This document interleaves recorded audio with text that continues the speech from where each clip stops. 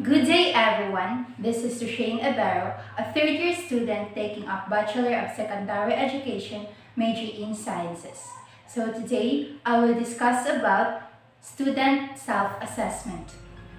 Providing guided opportunities for students to practice self-assessment is essential for their success. Students need to do it, discuss it, and justify it. After students have self-assessed their work, they will be able to set new learning goals based on what they have learned about themselves. So as a teacher, how should we do it? Before that, let us first define what student self-assessment is. Student self-assessment is a process in which students monitor and evaluate their learning and performance. When we say monitoring, it is an awareness of thinking and learning strategies. But when we say evaluation, it involves making a judgment about work quality and progress toward the targeted performance. Self-assessment engages deeply in self-observations. This will allow students to make judgments about their work and determine discrepancies between current and desired performance. Self-assessment is an excellent strategy for formative assessment because students will practice giving immediate feedback on their work and make adjustment to how and what they are learning. This will allow students to improve their performance because they will take responsibility for their own learning, gain understanding of their strengths and weaknesses, guide their learning by using internal feedback such as asking when to seek assistance, when to keep moving forward, and when to adjust strategies to reach targets. Student self-assessment has many positive benefits.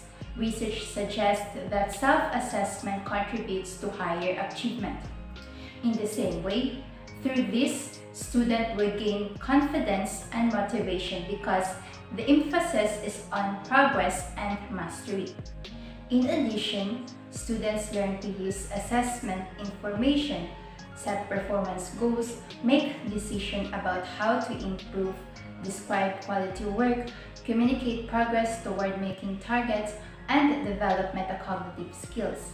There are many ways to address student self-assessment. Some list the activities by when they occur, such as before, during, or after instruction. So before instruction, the students reveal the table of specifications with the teacher, and together they will examine samples to show how criteria can be used to evaluate in reference of learning goals.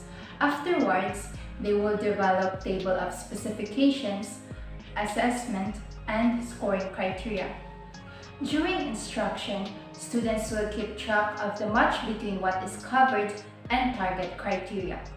Signal teacher when the milestones are accomplished, evaluate their work at the end of each day, and the progress towards making the target. Moreover, they will make prediction about how well they perform in the summative assessment and in areas in which they will make further learning. This is also the time in which they will engage in peer tutorial and maintain learning portfolios. After instruction, students decide and evaluate the quality of practice test items, participate in scoring the assessment, and make suggestions about how they will improve the assessment. In the same way, they will construct test items and justify how well they will measure their classmates' performance in relation to the learning targets, and evaluate work according to the provided criteria because this is the time when they rate themselves and others. Examples of student self-assessment is reflective assessment. The purpose of reflective assessment is to develop students' metacognitive, science, inquiry knowledge, and this time, the students are taught to evaluate their work according to criteria representing higher level cognitive skills, and they will also rely to justifications for their ratings. Reflective assessment is effective in developing students' thinking skills and in providing higher quality products. Another example is self-assessment in group works. This assessment focuses on aspects of the task that only the student can comment on, such as contribution to teamwork and the collaborative production of a group outputs.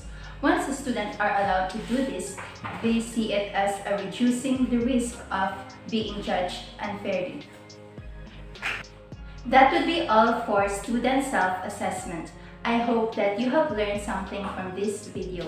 Thank you and God bless.